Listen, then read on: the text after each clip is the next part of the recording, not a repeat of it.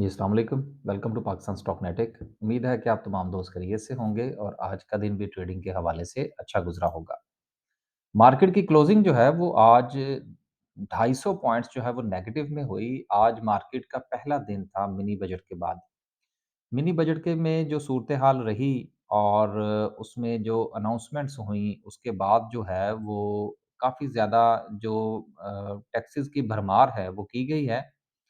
आज मार्केट का जो लो था वो 41,024 का था और मार्केट ने जो क्लोजिंग दी है वो 41,078 पर दी है। इसका मतलब ये हुआ कि आज की जो क्लोजिंग है वो लो के करीब है और मार्केट में फ़िलहाल रिकवरी की कोई गुंजाइश जो है वो नज़र नहीं आ रही। हाई जो था आज मार्केट का वो 41,620 का था। तो अगर हम हाई को देखें और मार्केट की क्लोजिंग को देखें तो ऑल अबाउट तकरीबन कुछ 600 पॉइंट्स जो है वो आज मार्केट के अंदर पड़े और उसके बाद फिर निकले। इसका मतलब ये है कि आज जो था वो सिर्फ़ और सिर्फ़ मार्केट के अंदर सेलिंग का दिन था। सुबह के वक़्त कुछ चीज़ें ड्रामेटिकली चेंज हुई जो कि बहरहाल मेरे लिए भी थोड़ा-सा एक ट्विस्ट था मार्केट का क्योंकि एक्सपेक्टेशन यही थी कि मार्केट की जो ओपनिंग है वो नेगेटिव में होगी और हमारी तरफ से कोई स्क्रिप्ट जो था वो भी कोई ख़ास नहीं बताया गया था और मैं इसी इंतज़ार में था कि मार्केट जो है वो प्रेशर में रहेगी। लेकिन जब ओपनिंग हुई तो उसके बाद मार्केट ने थोड़ा-सा छलांगे लगाई तो मेरा ये ख़्याल था कि अब हालात जो हैं पता नहीं किस तरफ जा सकते हैं, क्वाइट अनप्रेडिक्टेबल। देखिए, जहाँ तक ताल्लुक इस चीज़ का होता है ना कि हम हर चीज़ को एनालाइज़ कर सकते हैं, हम हर चीज़ जो है वो हमारी तवक्को के मुताबिक हो सकती है, तो यकीनन ऐसा नहीं होता। हम जो है हमारी इवैल्यूएशन जो थी वो ये थी कि मार्केट मैं अपनी ज़ाती बात कर रहा हूँ कि मार्केट नेगेटिव में ओपन होगी, लेकिन मार्केट पॉज़िटिव में गई। और ना सिर्फ़ कि पॉज़िटिव में गई बल्कि मार्केट ने छे 41,620 का हाई लगाया। लेकिन देन मार्केट के ऊपर जो है वो काफ़ी ज़्यादा सेलिंग प्रेशर जो है देखने को मिला। इसका मतलब ये है कि चीज़ें जो हैं वो अभी स्टेबिलिटी की तरफ नहीं जा रही। मैं आज एक बार फिर जो है मैं हर रोज़ वीडियो में कहता हूँ, लेकिन मैं आज फिर जो है इसको थोड़ा-सा दोहराए देता हूँ कि इंतहाई सोच-समझ कर पोज़ीशंस लीजिए। अगर आपको किसी चीज़ में रत्ती बराबर भी थोड़ा-सा शक पड़ता है, तो पोज़ीशन लेने की कोई ज़रूरत नहीं है।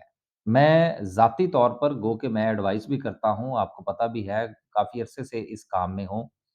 लेकिन उसके बावजूद भी बड़ा सोच-समझ कर और जिस पर मुझे थोड़ा-सा शक पड़ता है या मुझे लगता है कि मार्केट थोड़ा-सा अनप्रेडिक्टेबल हो रही है, मैं वहाँ पर बिल्कुल कोई एफिशिएंसी झाड़ने की कोशिश नहीं करता कि क्लाइंट्स का पैसा जो है वो उसमें फँसवा दिया जाए। बहुत ही नब्बे तुले अंदाज़ में जो है वो हम ट्रेड और इन्वेस्टमेंट करने की कोशिश कर रहे हैं। लिहाज़ा अगर किसी दिन समझ में ना आए तो ये कोई बड़ी बात नहीं है और सुबह जो था ये सिचुएशन जिस वक़्त बनी है, तो यकीनन मेरे लिए थोड़ा-सा अनप्रेडिक्टेबल थी और मैंने उसके ऊपर बिल्कुल रेज़िस्ट नहीं किया कि मैं अपने दोस्तों को इसमें झोंक दूँ। हाँ, जो 1-2 शेयर्स हमारी नज़र में थे, वो हमने ना सिर्फ़ के उनको बताए, बल्कि उनसे कहा कि ये स्टिल वैलिड हैं, अगर ये अच्छी प्राइस पर मिलते हैं तो हमें बाय करने चाहिए। आगे चलते हैं थोड़ा-सा आज जो है वो हम डिफरेंट पॉइंट ऑफ व्यू से देखते हैं और हर सेक्टर को थोड़ा-सा जायज़ा लेने की कोशिश करते हैं कि कैसी जो है वो सूरत-ए-हाल रही और बजट के बाद जो मामलात हैं वो सेक्टर वाइज़ कैसे चले। ऑटोमोबाइल असेंबलर्स की सबसे पहले बात करते हैं, तो आज सारी की सारी कंपनीज़ जो हैं वो तकरीबन प्रेशर का शिकार रहीं। सेज़ियो जो है, साज़गार इंजीनियरिंग जो है ये गुज़िश्ता काफ़ी दिनों से पॉज़िटिव परफ़ॉर्म कर रहा है। थोड़ा-थोड़ा सा पॉज़िटिव है।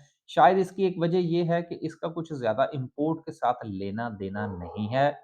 लेकिन लोकली असेंबलर जो चीज़ें हैं, इनमें भी काफ़ी सारे मामलात हैं। ये थ्री व्हीलर्स बनाते हैं और अभी इस वक़्त जो इकोनॉमिकल स्लो डाउन तो हम इसको नहीं कह सकते बल्कि डिज़ास्टर है कि अभी कुछ हालात इतने बेहतर नहीं हो पाएँगे। लोगों की बाइंग पावर जो है वो बहुत कम हो रही है। लेकिन चूँकि ये लोकल असेंबलर है तो ये शायद थोड़ा-सा एज जो है वो इसको मिल रहा है।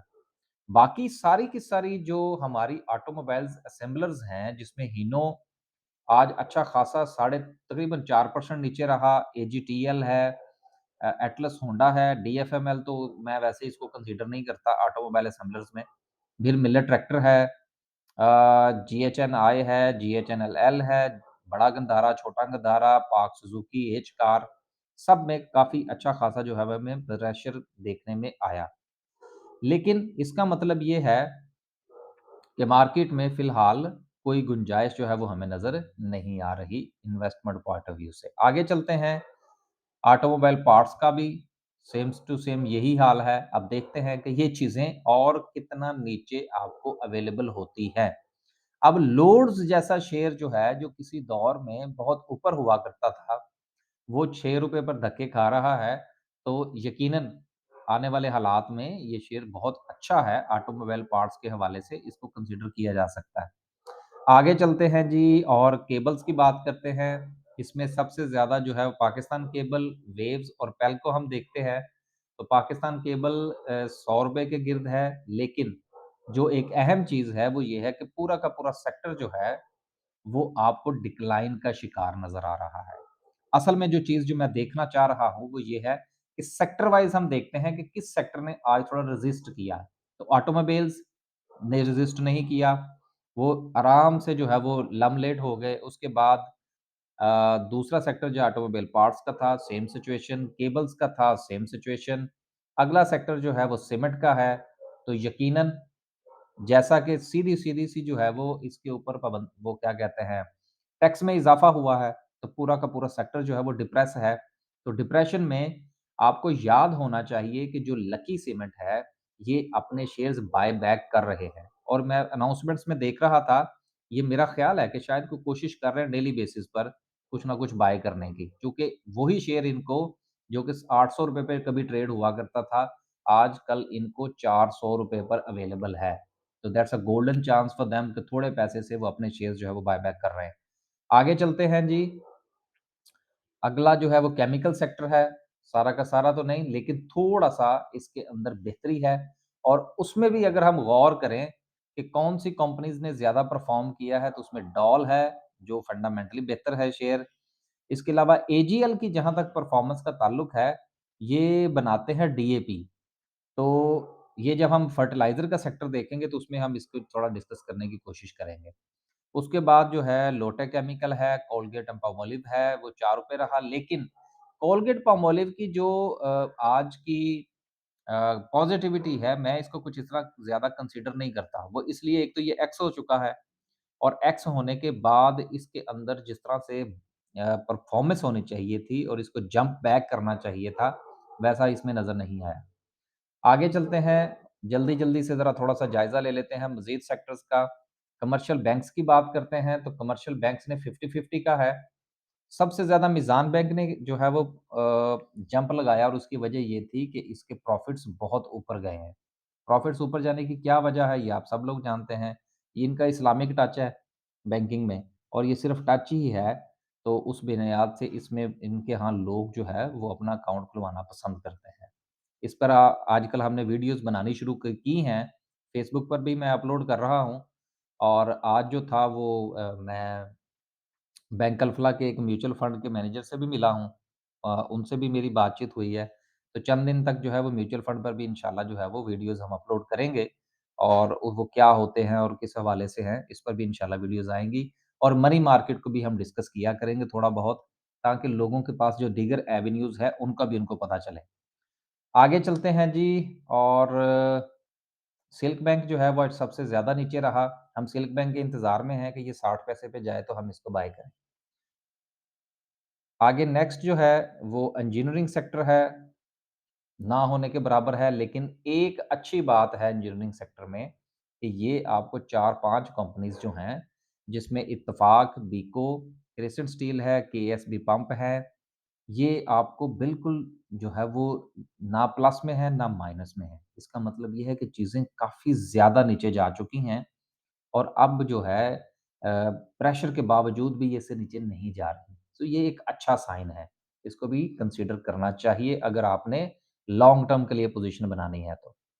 फर्टिलाइज़र सेक्टर की बात करते हैं तो इसमें भी वही सिचुएशन है। 2 शेयर्स जो हैं, जहाँ तक एंग्रो कॉर्पोरेशन का ताल्लुक है, मैं समझता हूँ कि इसको इतना ज़्यादा जो है वो हमें कंसीडर नहीं करना चाहिए सिर्फ़ और सिर्फ़ फर्टिलाइज़र सेक्टर के पॉइंट ऑफ व्यू से। तो एफएफसी मैं समझता हूँ कि पॉज़िटिव था और बाकी सारे के सारे नेगेटिव हैं। एफएफबीएल जो है वो ₹12.85 तक जा चुका है। अब देखते हैं इसमें मज़ीद और कितने पैसे निकलते हैं। आगे चलते हैं जी और फूड की बात करते हैं, तो फूड में भी तकरीबन कोई 40% के करीब जो है वो पॉज़िटिविटी है और जिन-जिन शेयर्स में पॉज़िटिविटी है, अगर आप ये गौर करें, तो ये वो शेयर्स हैं जो कि वॉल्यूम टेकर्स नहीं हैं। जो वॉल्यूम टेकर्स शेयर्स हैं, जिसमें यूनिटी है, इसके अलावा मिचेस फ्रूट फार्म में भी अच्छा लग जाता है वॉल्यूम, ट्रीट में भी वॉल्यूम ठीक रहता है, टॉमसिल में भी कभी-कभी लग जाता है। तो एफएफएल में वॉल्यूम लगता रहता है। तो वो जितने भी वॉल्यूम टेकर शेयर्स हैं, वो नेगेटिव रहे। आगे चलते हैं और अगला जो है, वो ग्लास का सेक्टर है। इसमें 50-50 है, बल्कि 60% जो है वो पॉज़िटिव है, जिसमें बीजीएल, जेवीजीएल यानी कि गनी के शेयर्स जो हैं, वो ठीक रहे आज और इसके अलावा तारे ग्लास जो है वो नेगेटिव रहा।